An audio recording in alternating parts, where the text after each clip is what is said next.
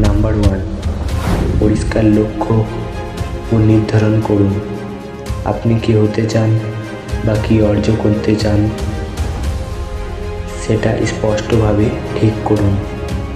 লক্ষ্য লিখে রাখুন এবং সময়সীমা নির্ধারণ করুন।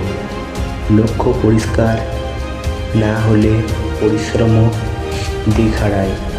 নাম্বার 2, নিয়মিত পরিশ্রম ও শৃঙ্খলা বজায় রাখুন। সফলতা একদিনে আসে না, প্রতিদিন একটু একটু করে কাজ করুন। অলসতা অজুহাত থেকে দূরে থাকুন। নাম্বার 3, ব্যর্থতাকে ভয় না পেয়ে শিক্ষা নিন।